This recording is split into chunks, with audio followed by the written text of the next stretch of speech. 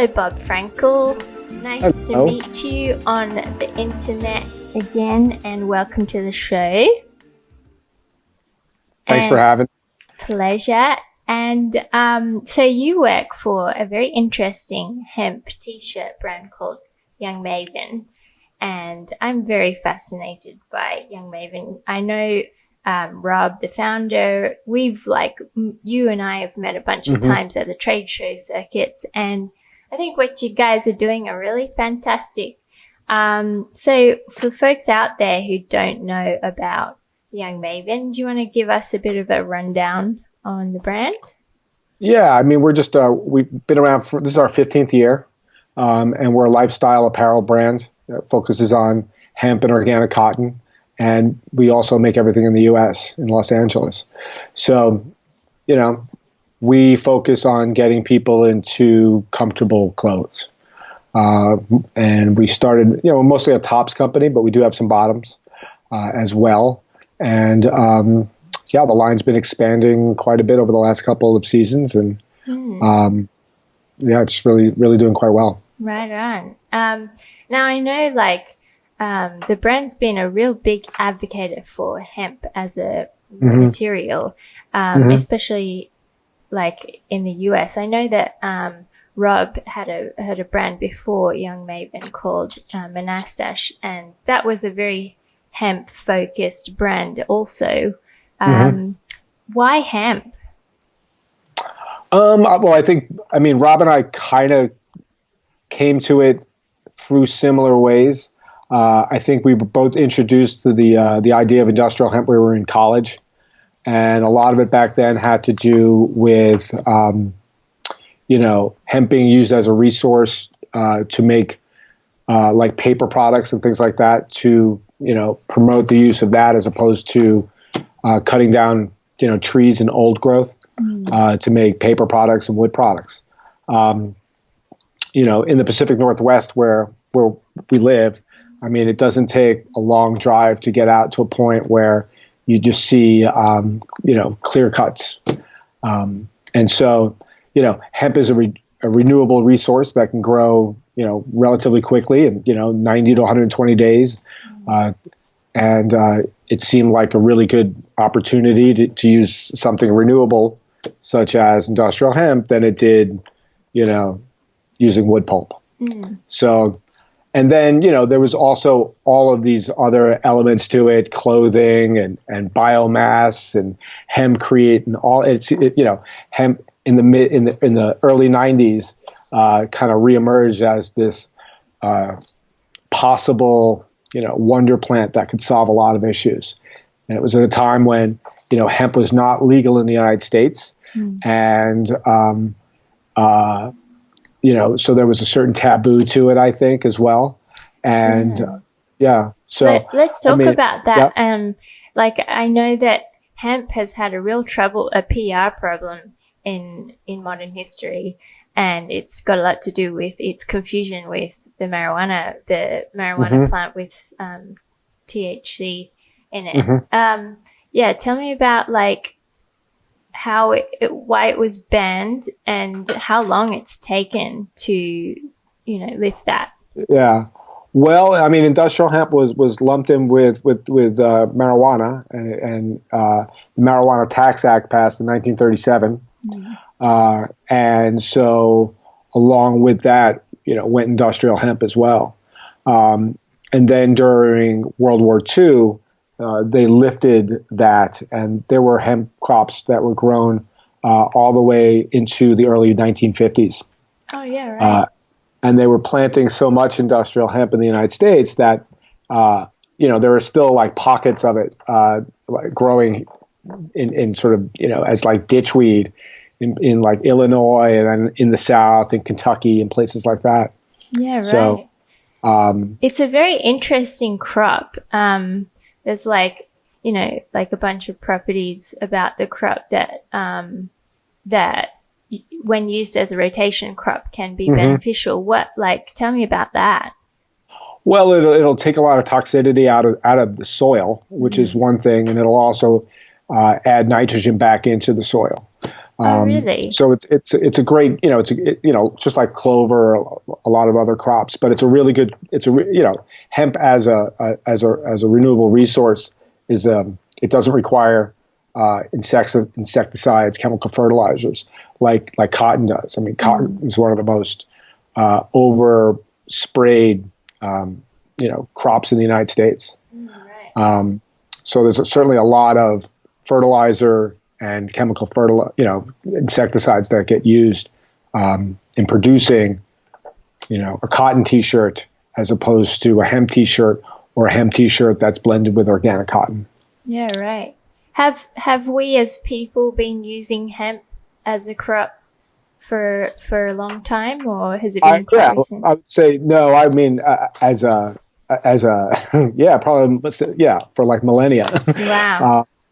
But it certainly it really started kind of gaining sort of like a second steam in the United States in the early 1990s. A lot of folks like myself, I think, kind of gravitated to like Jack Herrera's "The Emperor Wears No Clothes," and there were sort of a lot of people kind of diving into that space in the mid 90s, where they were starting clothing companies and they were starting cosmetic companies, and these small sort of grassroots, efforts that became the industrial hemp industry as what it is today. And there's still some of those, pioneers, I guess that you could call that have sort of been through that whole shift. Rob's one of those people. But I don't think that back in the mid 90s, we would have looked at what has become the industrial hemp industry as it is today, with things like CBD and that whole element to it, because it's really gone off the chain in the last few years. Yeah. With the legalization of industrial hemp in the U.S. So and with the diversification of the use of industrial hemp, do you think it's gone in a good direction with the with all the CBD products that are now legal? I mean, I think there's going to be a huge shakeout at some point.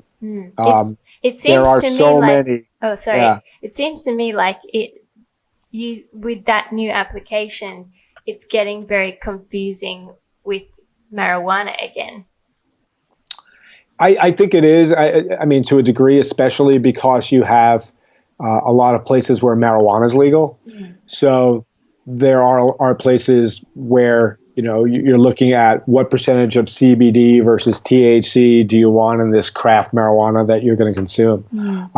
But there are a lot of other CBD products out there that don't contain THC that are really beneficial. I think there's just so many people diving into that space that there's like CBD everything. Yeah. And a lot of it is certified and a lot of it's not. And I mean, I don't have any experience in that to speak to that, but I think there's going to have to be a shift at some point to the other uses that hemp can provide as a plant.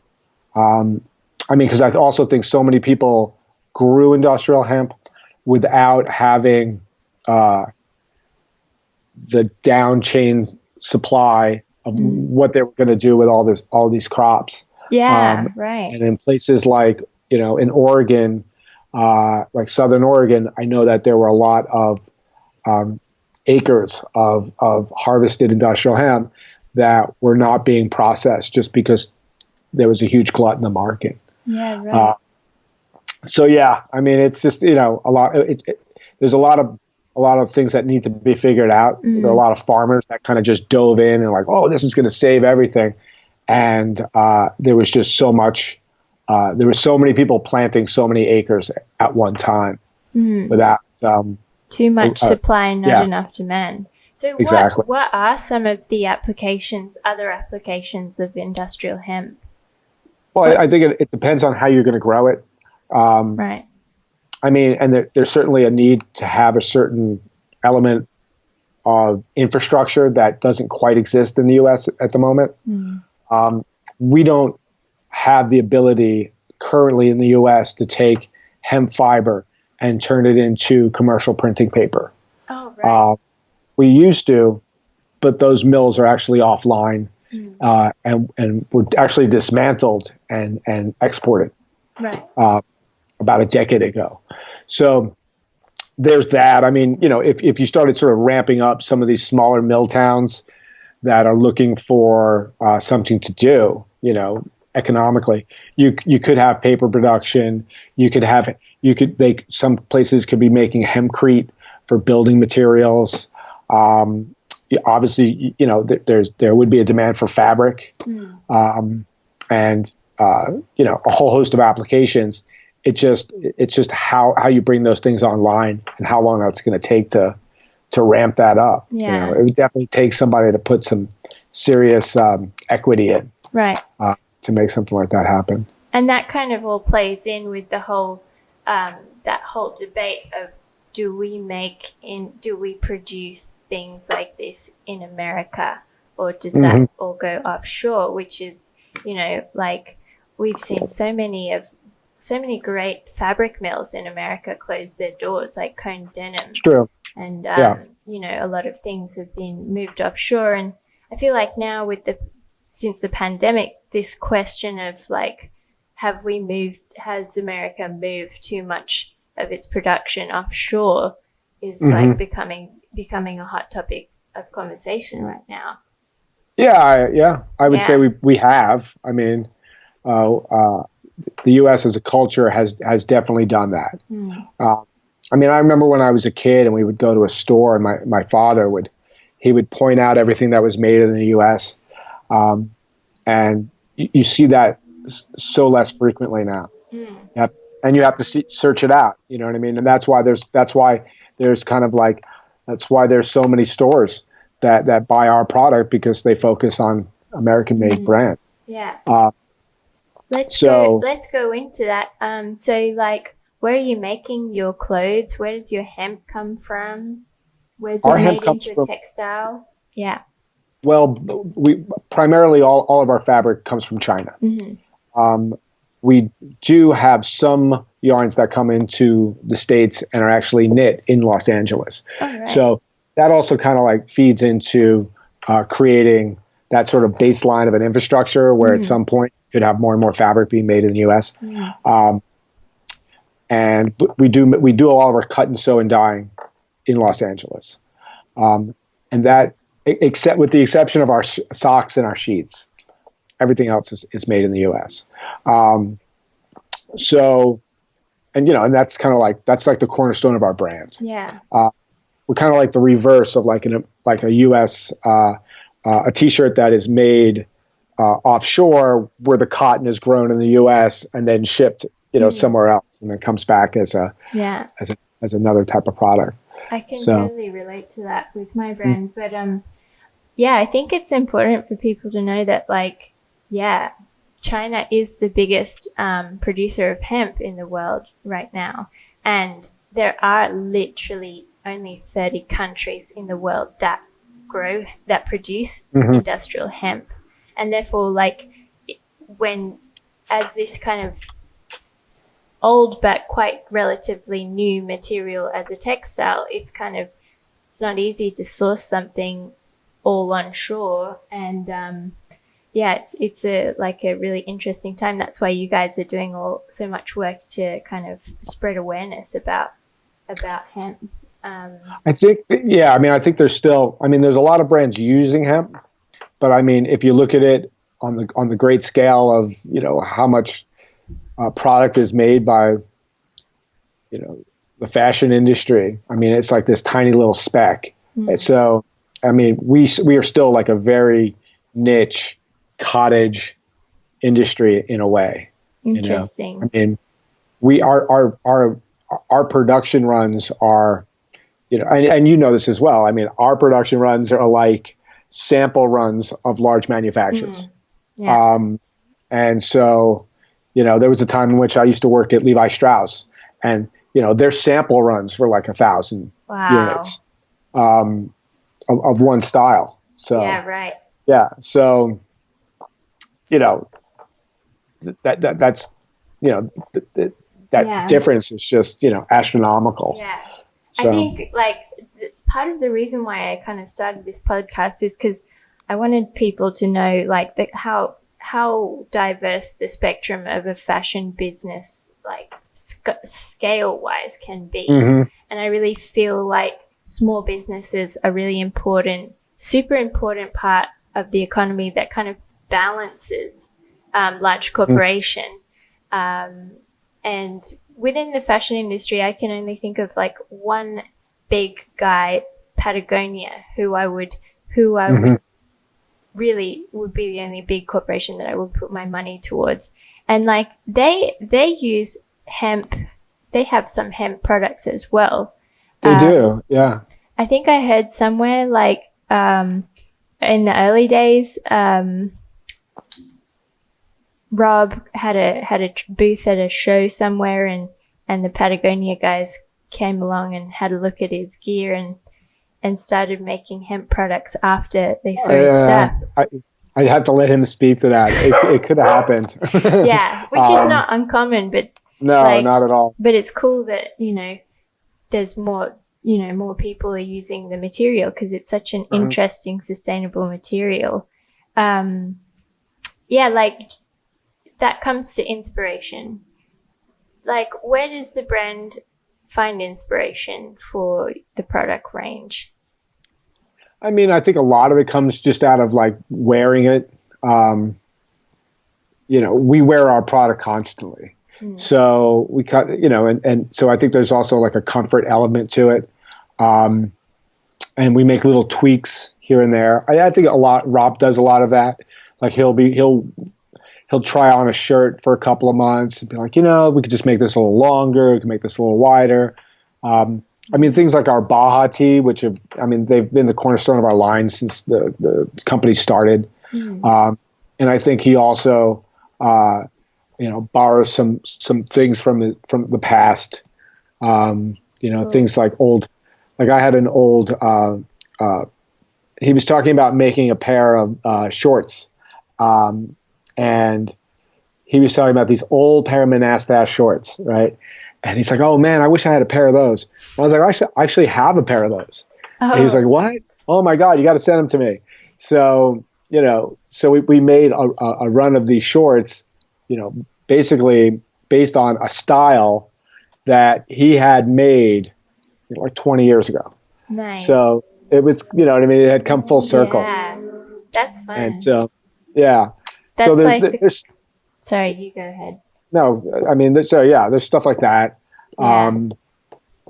Or I remember when we were making some of the original Sierra Raglans, and I remember being with Rob at the factory, and he was looking at the fabric, and he was like, turn one in. He's like, I'm going to have one of these made inside out, and we're going to call it the Sherpa. And we did that, and then we ended up having that as a Sherpa for years. Nice. You know, so it's just these little things, and you just try it out, and sometimes it sticks, and then sometimes it doesn't. Yeah, it's like a real like bodily kind of like you have to kind of wear it and like and you know, like it's a very tactile thing, I think. Oh yeah. And like, you know, it like really fascinates me that like you guys, well, Rob dove into the like using hemp as a fiber to make knitwear. Like it's not exactly the first thing you would think of when you're like, oh, I'm going to make like a whole brand based on hemp. Let's make hemp knitwear. That's kind of like a relatively new thing in terms of hemp textiles.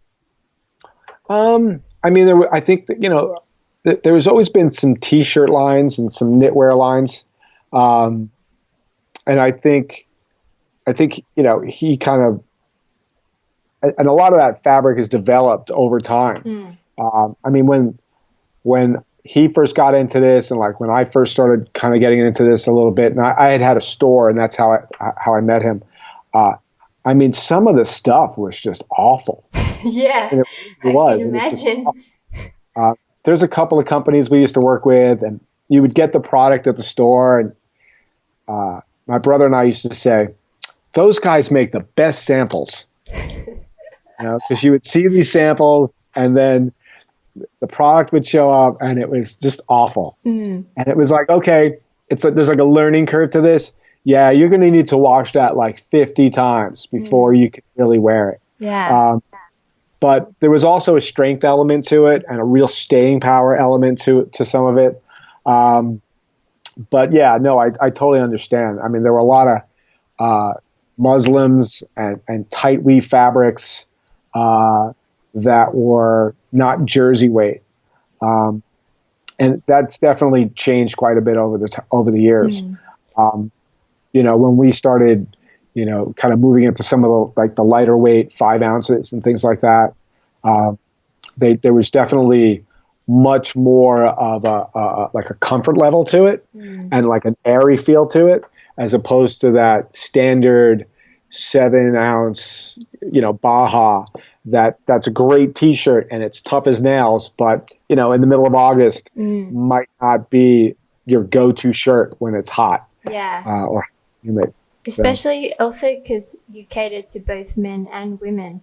And I feel like the female customer definitely needs a more soft skin feel, soft touch. Yeah, for sure. And that was, the 5 ounce, 55-45 is what we make the Laurel tee in. And then the Ojai is what we make is with the 30-70 fabric. And I think those two fabrics are lighter and are more complementary towards like a women's silhouette, for sure. But one thing that did really catch my attention was the 100% hemp tee. Yeah. Was that challenging to get right as a tee? It still is. It's still, I mean, it's a really hard fabric to work with. The fabric, it depends on each individual like production run of that fabric when we get it. Wow. I mean, sometimes that fabric is really perfect, and then sometimes it has a lot of torque to it. So from a production standpoint, it can be really difficult to cut and to work with. But it's a great fabric. I mean, I have some old 100% hemp tees that have really lasted and become really soft, almost like raw silk. And if you're doing laundry and you see one, you're like, oh, I'm gonna wear that one. I mean, they're great shirts. So you can put them through the wash quite a lot, and they'll stand up. Yeah, I mean, our labels all say to wash on a cool setting and dry on a cool setting. And I wash everything on a hot setting and dry everything on a hot setting. Interesting. You know what I mean? It's just for us at our home, at least, it's everything's just wash and wear. But yeah, it's a good shirt for sure. And then, I mean, I think you just need to find the one that you like for what you're going to be using it for. Yeah, are you going for a hike? Are you going camping? Are you going to wear it as a layer? That sort of thing. I know the hemp fiber is like really, like when you're spinning it into a yarn, it's very irregular, like it's very slubby. And therefore the machines that you use for knitting it first for processing it, then to make it into a fiber. I would imagine you would be using like pretty old school machines, kind of like the denim machines that we use from Japan. Like a lot of those slubby fibers can't be processed on modern machines. Is that the case for the hemp? Yeah, I don't personally have a lot of experience. I've never been to China to see the production happening, but I've certainly seen video of it, and I've seen photographs of it, and it's definitely they're definitely like old machines.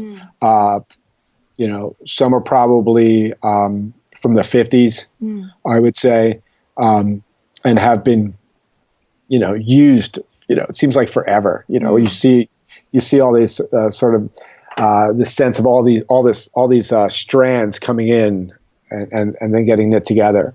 But I mean, a lot of that slubbiness too is a characteristic of the fabric, which is why it's so beautiful. Mm-hmm. Yeah. And I think then when you take something like a long bast fiber like hemp, and then you mix it with a short bast fiber like cotton, then I think you get a little bit more of that texture as well. I think the blending really makes it into this very sophisticated product. Going back to the China and the US, you know, Trump has made things very difficult for people with the tariff wars. We were in a Cold War just before this pandemic with all the economic, pricing tariffs. And has that been difficult for the brand with the tariffs? It hasn't been great. Yeah, our fabric costs have gone up just by virtue of a 25% tariff. Wow, that's big. And then they have sort of gone up twofold, because then to ship that product into the EU cost another 25%. So we've had to kind of roll with that in a way to not raise our prices too much, but we've had to we've absorbed as much as we can, but we have had to raise our prices. That is very challenging. Has it made you guys curious about looking for other countries as you're sourcing for the fight for hemp? I mean, I don't think there's anyone currently making that type of fabric that we're accustomed to working with. And we work with a couple of close fabric suppliers that we've been working with, for 15 years or more. And then we do work with a couple of direct suppliers. But we're just trying to make it work. Yeah. And we try to buy in enough bulk for the season so that we can try to work with it and not have to have something that is significantly more expensive. Yeah.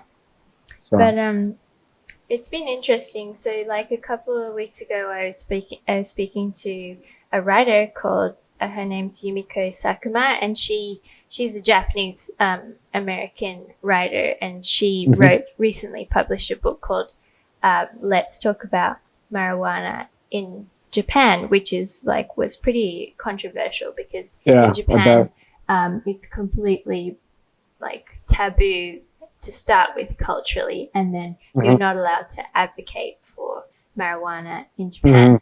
But she was fascinated with looking at Asia. She was fascinated by Thailand, where I am, because there's this really burgeoning industrial hemp and medical marijuana industry that is starting up.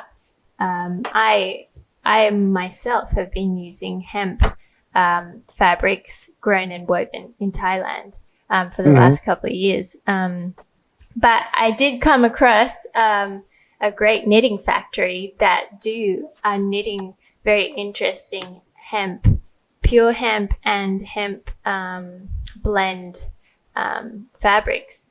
And it's really interesting to watch. I think the hemp industry, may it be controversial, people call it a cash crop, and for a country it can be jobs, it can be foreign investment, and see a lot of growth in whatever region it is. So I think it's a really interesting fiber. Also, to me, this fiber represents cottage industry because of how niche and small it is. So going back to the business of young Maven, and we've seen a big change in the fashion industry because of the pandemic. there's a lot of uncertainty of how we're going to run our businesses. And, yeah, for sure. And for you guys, the men's trade show season is coming up real soon. What the heck are you guys going to do? I'm curious. We're not going to New York for it. I mean, there are no fashion shows, right? It's funny, Rob and I, when this thing first started, you know, he's like, oh man, you know, we might not be going to New York until September. Well, I was like, I don't know. September. If September. I was like, I'm from New York. I don't know if I ever want to go back there right now.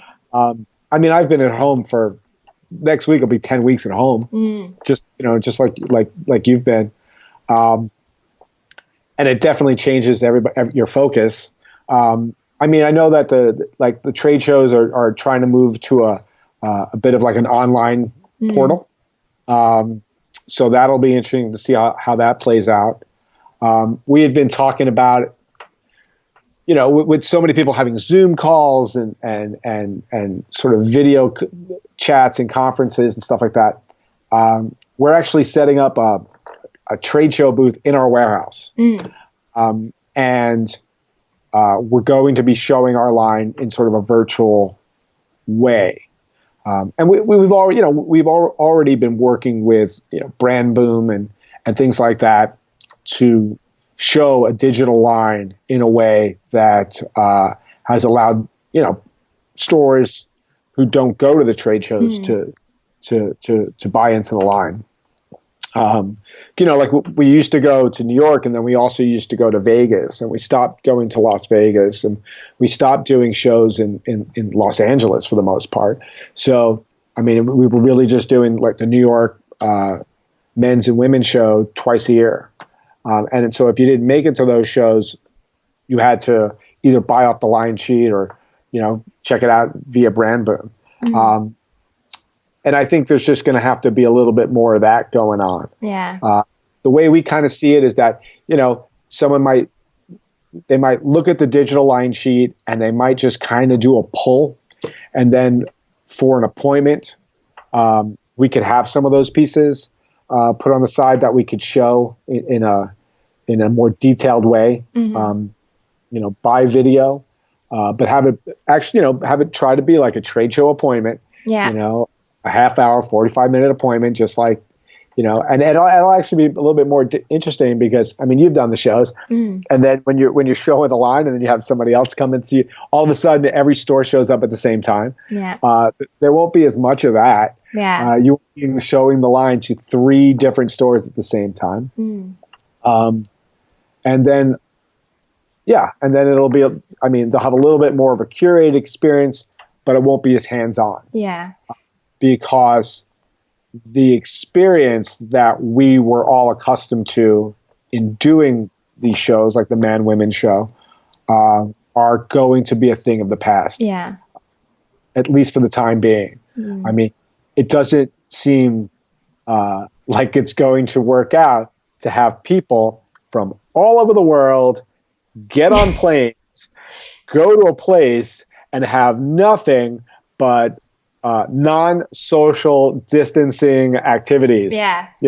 By way of touching hangers and handshakes and hugs and high fives. You know what I mean? And being all in one all room. right there. All one room. And I mean, it's just not feasible in that regard anymore. And I also think retail is going to change. Yeah. I think the nature of retail is changing, and there's just a little taste of what that looks like now as stores begin to at least reopen in the United States and a little bit in Europe, and how they are creating a retail experience for, you know, their buyers. You know, and a lot of people are doing appointment only right now. And a lot of people are just having, you know, 1, 2, 3 people in the store at a time. So I think, you know, for small stores, I think it'll be a little bit easier for them to do that. And they'll probably, you know, someone who's coming into the store is going to have a little bit more of a one-on-one shopping experience, which they may enjoy more so. But we'll just have to kind of wait and see. Yeah. So. Yeah. And what I've seen is like a lot of retailers who were just basically storefront face-to-face businesses have had to suddenly move all online, create an online retailing space within like a couple of months. So people have been like frantically, doing that. I think the difficult thing about retailing online has always been fit and customer expectation and returns. Returns to me has been a big issue, and especially nowadays where so many big retailers are giving such lenient returns policies that people are not thinking twice, thinking clearly before making that purchase. Yeah. I totally agree. Yeah. I mean, I'll go and look at some orders on our website. Like, oh, that looks like a good order, and then you click on it, you're looking at it, and it's the same 3 shirts in the same 3 colors in 2 different sizes, and you're like, well, half of that's coming back. Yeah. And people online shopping have become so accustomed to, free returns and free shipping, and I mean, it's kind of like part of it's a price to pay to be in that space, and and then you also have these, you've got these 3 units that you probably could use. You don't know which 3 are coming back. Yeah. You know what I mean? So you've got this sort of lag time. And it makes cash flow very difficult as well. It can be complicated. I think, the Young Maven core buyer, I don't think is, we have a good solid following. And I think a lot of the people who buy Young Maven are just maybe they're just a little bit more easygoing because it's not fast fashion. Absolutely. And they, we've developed like a real solid following in the brand in that way. I think that's the most important thing. When you boil it down, is brand and who your customers are, knowing who your customers are, and being really clear about your core values to potential new customers. What scares me the most, though, maybe not necessarily to do with directly affecting our own businesses, but this moving more businesses online and doing more online shopping, the carbon footprint that shipping has is what really makes me nervous in terms of I can just buy this thing and return it, or people are buying things without the intention of even keeping them. They call them, what do they call them? There's a new word for them, but yeah, they're basically people who want to buy something, take a selfie in it, and then return it. And that's it's such a big new phenomena that they've made a word for it. I'm I wish I could remember what word that was, but yeah.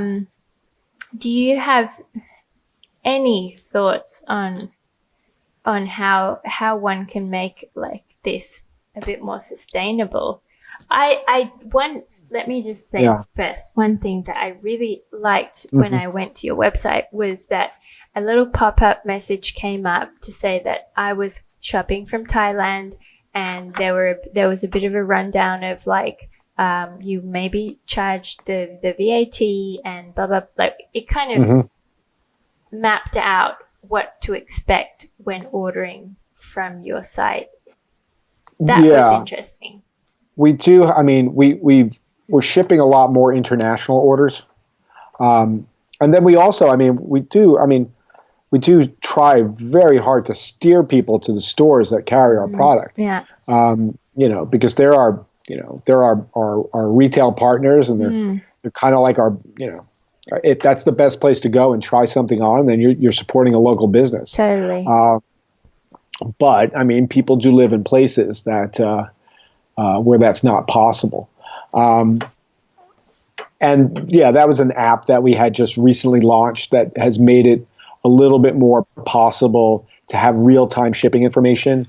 And because, I mean, some of the costs associated with shipping one shirt overseas is it's very high. Yeah. Yeah, especially for example, a country like Thailand, if the goods are over the value of 1,000 baht, which is about $30, you can which be is subject. every Young Maven shirt. Yeah. Yeah, you will be dutied up to 60% of the value. Oh my goodness! Yes. Yeah, that's crazy. Yeah. So, having this like I thought that having that pop up was really effective, and I thought it was a really great idea. Has there been anything in particular that's caught your attention recently? Anything at all, in terms of, could be to do with the business, or it could be just to do with culture, what have you been getting into recently? Recently, what have we been getting into? We are all, I think, just kind of adjusting to taking a little time out. Society has been sent to the corner. We're all in a timeout right now. We're all in the naughty corner. Exactly. I mean, we are all living through the same thing to a degree, some better than others. But the reality is that, life as we've known it, that we've taken for granted, is now on pause. And as a result of that, though, I think it's also allowed us to take a little bit of a step back. I mean, maybe it's kind of interesting. That's the year 2020. Everybody says hindsight's 2020. You know what I mean? It's like, the year 2020 is definitely going to go down as not being perfect vision. I mean, I think it's going to be a year that everybody is going to look at 2020 and 21 and hopefully be like, okay, let's have a do-over. It's, but it's forcing people to spend more time and focus on some of those little things. I mean, you're spending time at home, you're spending time with family, and it's it's a little bit of time to just kind of stop. We're spending a lot of time in our garden right now, and we're growing sunflowers.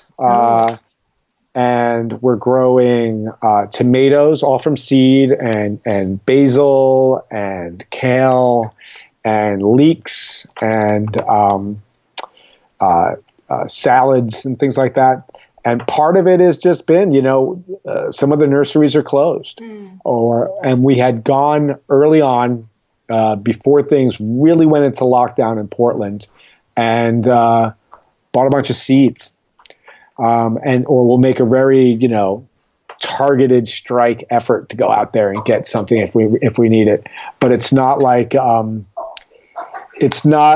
it has been in the past when we're making some food and we realized we didn't have shallots and we're just going to go get some shallots, or whatever that is. That's over for now, and we miss going to restaurants and we miss going to see our friends and have social bonding activities and things like that.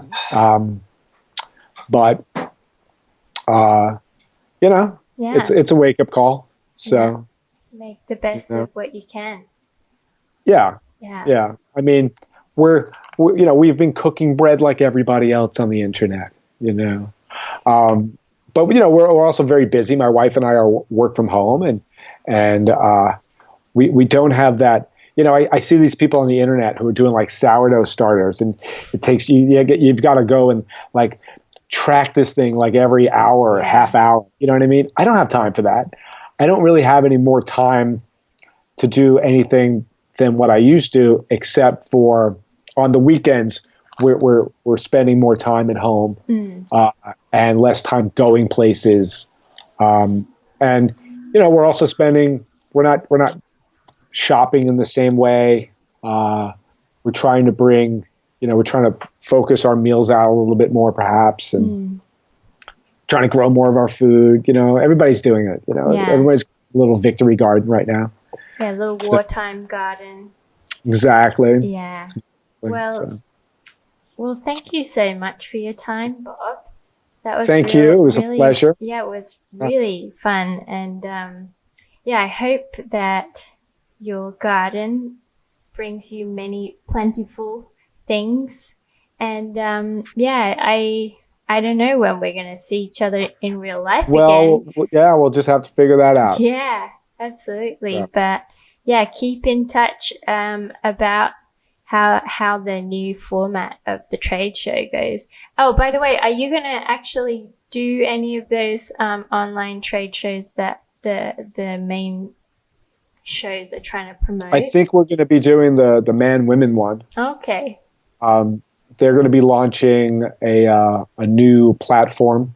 Mm-hmm. I've seen I don't know if you've seen it, a little teaser of it. No, I haven't. I haven't opened that email